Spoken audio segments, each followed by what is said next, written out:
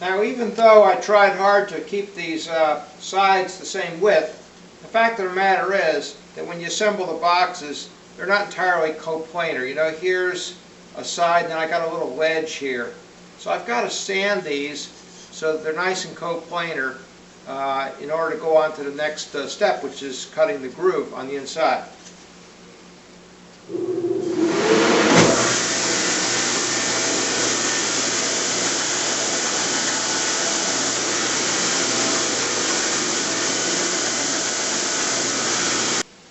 Okay, I've got the sides sanded down so these are nice and flat. And now I'm going to cut the grooves around the inside. You can see I've already done some here. I've got a little groove, goes all the way around, top and bottom, that the top and bottom pieces will fit into. I've done a little trial and error, and what I've discovered here is if I do a climb cut to get through the first layer of veneer, then I won't have chip out. And then after that I can do a conventional cut, which is much more controllable, and that'll prevent any chip out on these little teeth here. A climb cut is where the bit is trying to climb out of the work, and so when you're doing that you have to really hold on to your piece or it'll just, you know, get taken away from you. But you just do that through the first layer, in this case walnut, and then after that I can do conventional cut the rest of the way around.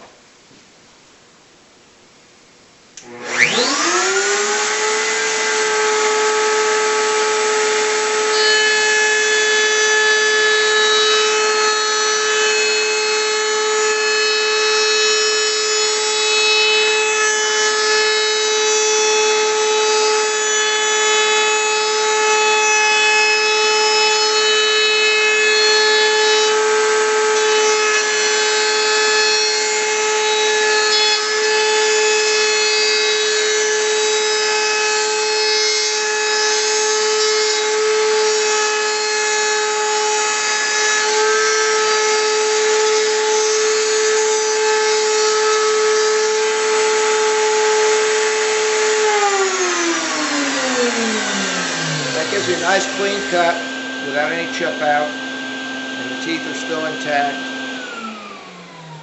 I'll just go ahead and do the rest of them. I wanted the tops of these boxes to have a little more pizzazz than I've done in the past, so I've taken some quilted maple, solid quilted maple piece I got from Northwest Timber, and I'm resawing this into pieces that I can get sanded down to 9/32 thickness, and those will then become the tops. So I ought to be able to get 6 tops out of each layer of this.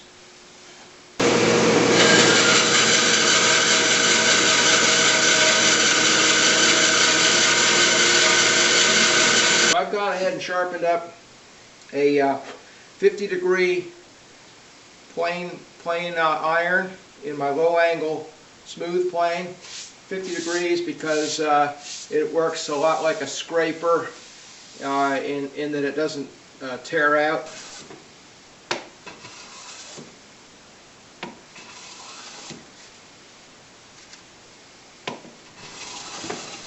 You can just see the shimmer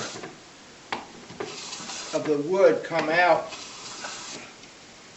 as it's planed. This stuff is really hard. This is a lot of work pushing a 50-degree iron. Now I'm using ShopBot to cut the tops out of the maple plank.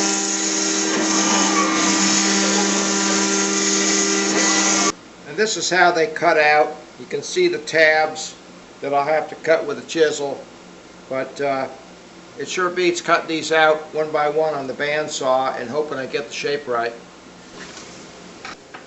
This is the part that requires a lot of handwork and patience. We're going to fit the boxes together and glue them. Now the first thing I had to do was take the tops and bottoms and relieve this corner here, because when I routed the grooves around the inside of the box, the bearing can only get up to the corner, and so you get a rounded groove there. So I had to round this to fit in there.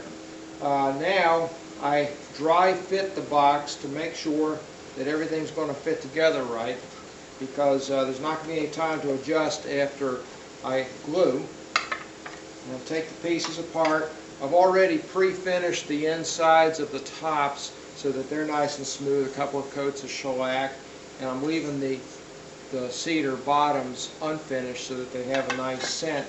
And then I'm just going to use my little tiny glue applicator and put a little bit of glue on each of the teeth.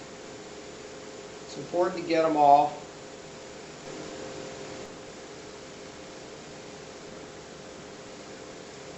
Okay, so now I've glued up all the teeth. Now let's go ahead and fit the top and bottom.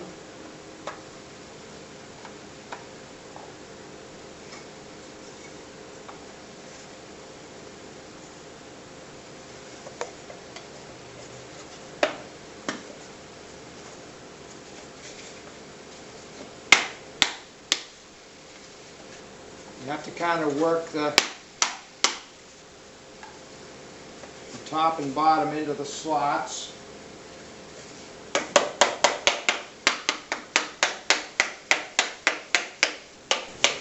Okay, then I've got these specially made cawls. These things fit onto the box like that so that I can get a somewhat parallel purchase for a clamp.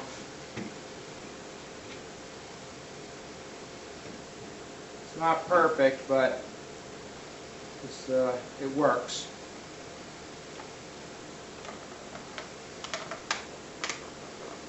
And what you're really just trying to do is make sure that these finger joints all come together. I'm not going to even leave this in the clamp. Just helps me bring them together.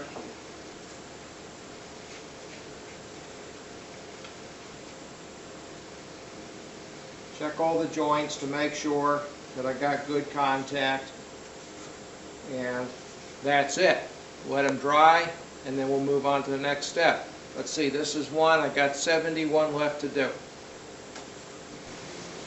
Now I've got the boxes all glued up, and using 150 grit paper on a belt on the edge sander, I'm just going to cut down on the protrusions of the fingers, and then I'll come back with a 220 grit belt, and finally with a 320 grit belt to smooth the sides. The next step in the process is to cut the boxes in two. Here's a pair that I've already cut. It's important to have this dimension right, because later on I'm going to use a router bit with a bearing guide to cut a rabbet on the inside, so you've got to have enough vertical height for that bearing to fit.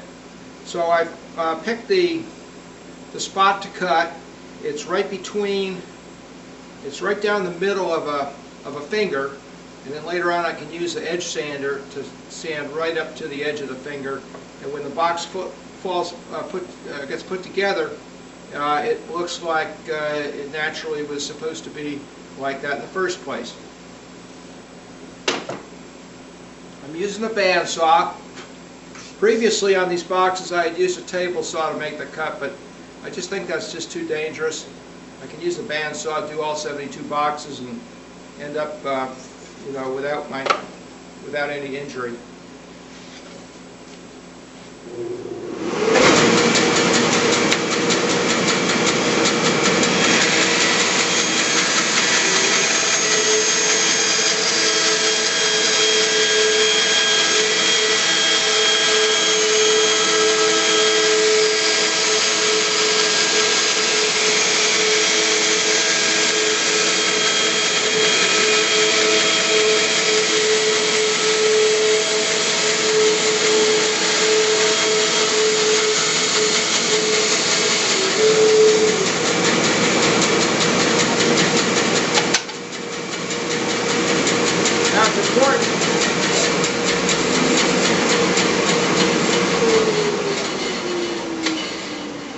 It's important at this point to keep these pieces together because this is a match set. Okay, so now I've cut the boxes in two. I probably have about a 32nd of an inch of waste that needs to come off because I'm trying to remove exactly one finger on this. And so I'm using a 180 grit belt on my edge sander so I can take off the material but slowly sneak up on the line. I don't want to be too aggressive. And I'll sneak up on the line on both sides so that they fit, and then we'll be ready for rabbeting.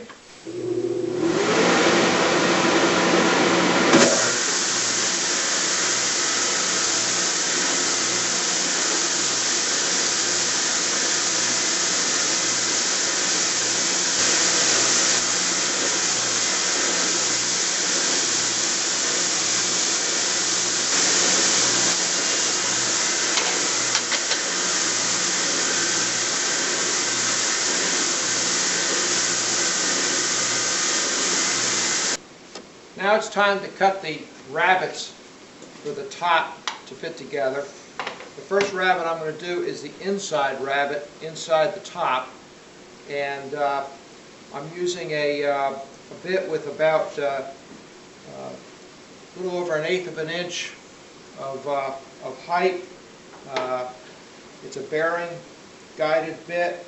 And the first cut I'll make, I'm doing a conventional cut, not a climb. The first cut will be a very light one all the way around, and then I'll go in, and after about 3 passes I'll be all the way up to the bearing. It'll cut through 2 layers of the top. That's about 1/8 of an inch, and I found that it makes a very clean cut.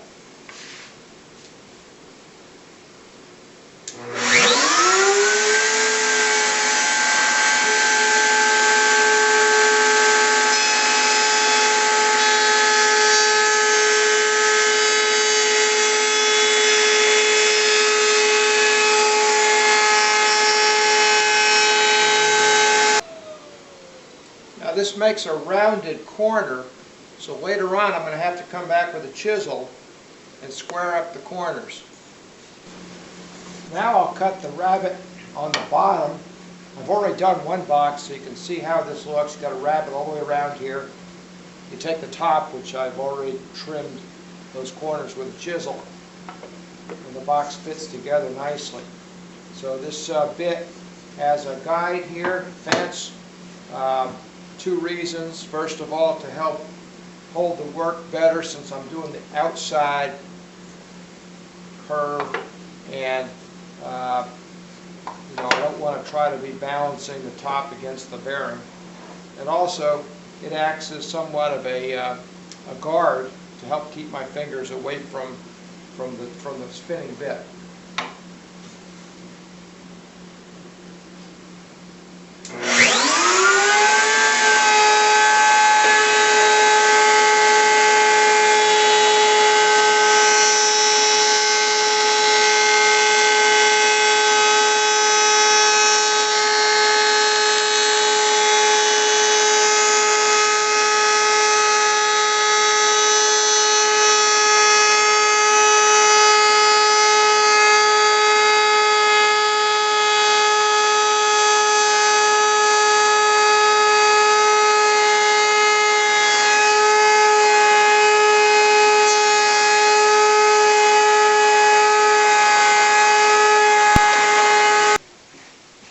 Now I have to cut out just this little corner, and this corner is weak, so I've got to be careful that I don't, when I'm using my chisel, that I don't push some of this material off, break it off.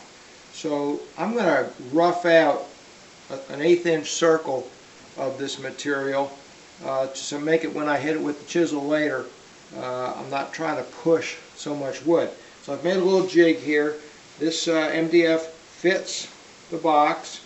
Hold the box like that. I've got an 1/8 inch router bit here, and I'll just go down. I've got it set to go down as deep as the rabbet, and it'll just hog out a little 1/8 inch circle, which will relieve any pressure when I'm using a chisel later on.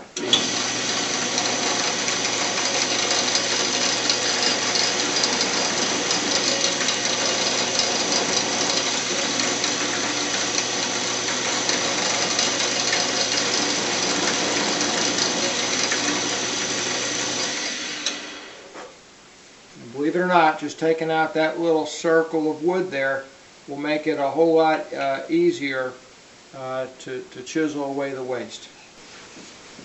And now one of the last steps in making these boxes is to put the finish on.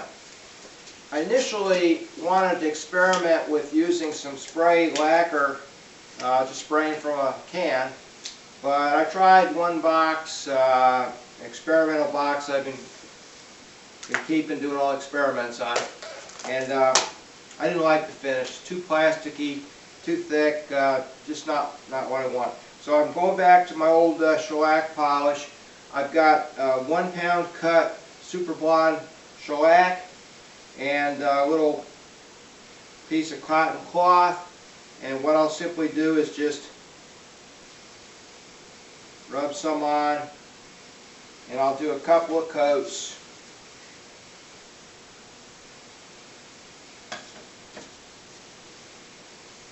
I just do one side at a time so that I don't get shellac all over my left hand here. And I'll just go around and do the whole boxes, several trips around until I got 2 complete coats on, and then we'll go from there.